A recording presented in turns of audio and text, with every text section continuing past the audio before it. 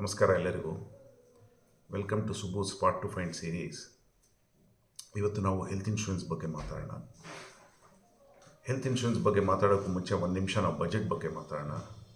ಬಜೆಟಲ್ಲಿ ಈ ಸಲ ಸ್ಯಾಲರಿ ಕ್ಲಾಸ್ಗೆ ತುಂಬ ಅಡ್ವಾಂಟೇಜ್ ಕೊಟ್ಟಿದ್ದಾರೆ.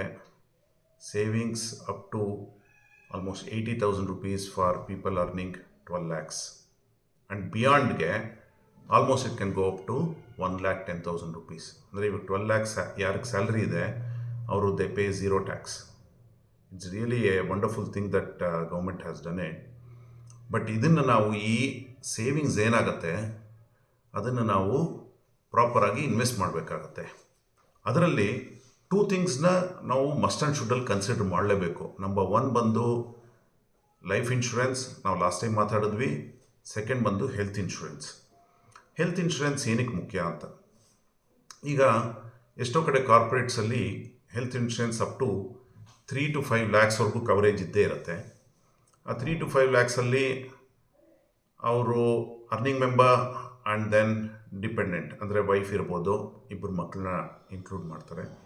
ಇವಾಗ ಯಾರೋ ಎಂಪ್ಲಾಯಿ ಬಂದು ಬ್ಯಾಚುಲರ್ ಆಗಿದ್ದರೆ ದೆಲ್ ಇನ್ಕ್ಲೂಡ್ ದೇರ್ ಪೇರೆಂಟ್ಸ್ನ. ಬಟ್ ಕೆಲವು ಕಡೆ ಏನು ಮಾಡ್ತಾರೆ, ಪೇರೆಂಟ್ಸ್ನ ಇನ್ಕ್ಲೂಡ್ ಮಾಡೋದಿಲ್ಲ.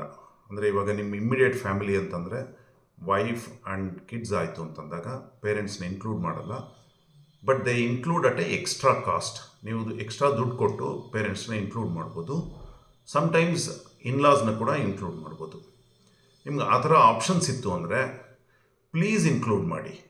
ಯಾಕೆ ಅಂತಂದರೆ ಇನ್ಶೂರೆನ್ಸ್ ಬೇಕಾಗಿರೋದೇ major medical side, those who are above 60 years and it is very very expensive. ಯಾಕೆಂದರೆ ಇವತ್ತು ಏನೋ ಒಂದು ಕ್ಯಾನ್ಸರೋ ಅಥವಾ ಬೇರೆ ಏನೋ ಡಿಸೀಸ್ ಬಂತು ಅಂದರೆ, ಎಸ್ಪೆಷಲಿ ಕ್ಯಾನ್ಸರ್ಗೆ it can go up to anywhere 30 to 40 lakhs to cure. If you don't have health insurance, entire life saving can wipe out in about few weeks. So imagine, so it's not easy. ಅಲ್ಲಿಂದ bounce back ಆಗೋದಕ್ಕೆ ಭಾಳ ಕಷ್ಟ ಆಗುತ್ತೆ. Suppose ಹಾರ್ಟ್ದೇನಾದ್ರು problem ಆಯಿತು ಅಂದರೆ that also anywhere between 5 to 10 lakhs. ಏನೋ for some other reason if somebody is in ICU, that will cost about $1 lakh per day today. ಆದ್ದರಿಂದ ನಿಮಗೆ ಎಷ್ಟು ಮ್ಯಾಕ್ಸಿಮಮ್ ಆಗುತ್ತೋ ಅಷ್ಟು ಇಲ್ಲಿ ಕವರೇಜ್ ಆಗಲೇಬೇಕಾಗತ್ತೆ. ಅಪಾರ್ಟ್ ಫ್ರಮ್ ಕಾರ್ಪೊರೇಟ್ ನಿಮ್ಗೆ ಏನು ಕೊಡ್ತಾರೆ ಅದು ಬಿಟ್ಟು ನಾವು ಪರ್ಸ್ನಲ್ ಹೆಲ್ತ್ ಇನ್ಶೂರೆನ್ಸ್ನು ಮಾಡಿಸ್ಬೇಕಾಗತ್ತೆ. ಯಾಕೆ ಅಂತಂದರೆ ಇವಾಗ 58ಗೆ ಯಾರಾದರೂ ರಿಟೈರ್ ಆದಮೇಲೆ ಅವರ ಹೆಲ್ತ್ ಇನ್ಶೂರೆನ್ಸ್ ಲ್ಯಾಪ್ಸ್ ಆಗುತ್ತೆ. ಆವಾಗ ಪ್ರೀ ಡಿಸೀಸಸ್ ಏನೇನಿರುತ್ತಲ್ಲ ಅದು ಯಾವುದೂ ಇನ್ಶೂರೆನ್ಸಲ್ಲಿ ಇನ್ಕ್ಲೂಡ್ ಮಾಡೋದಿಲ್ಲ.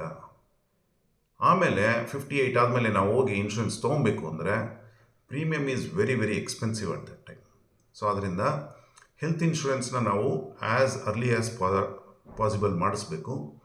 ಅಡ್ವಾಂಟೇಜ್ ಏನಾಗುತ್ತೆ, ನೀವು 10 lakhs ಅಥವಾ 20 lakhs 30 lakhs ಏನೋ ನಿಮ್ಮ ಕೆಪಾಸಿಟಿ ಮೇಲೆ ಮಾಡಿಸಿದಾಗ if you don't use it, ಅದು ಬೋನಸ್ ಇನ್ಕ್ಲೂಡ್ ಆಗಿ that can actually double the money. ಅಂದರೆ ಇವಾಗ ನೀವು 20 lakhs ಮಾಡಿಸಿದ್ರೆ ಅಪ್ ಟು 40 lakhs ಯೂಸ್ ಮಾಡೋ ಥರವೂ ಬರುತ್ತೆ.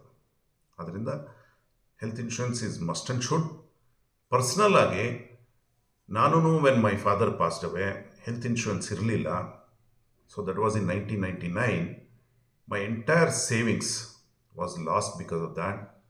ಸೊ ಅದರಿಂದ ಅದು ರೀಸೆಟ್ ಆಗಿ ಬೌನ್ಸ್ ಬ್ಯಾಕ್ ಆಗೋದಕ್ಕೆ it takes really time. But I was young at that time, so I could do that. But ಇಲ್ಲಾಂದರೆ ಭಾಳ ಕಷ್ಟ ಆಗುತ್ತೆ. So health insurance is must and should.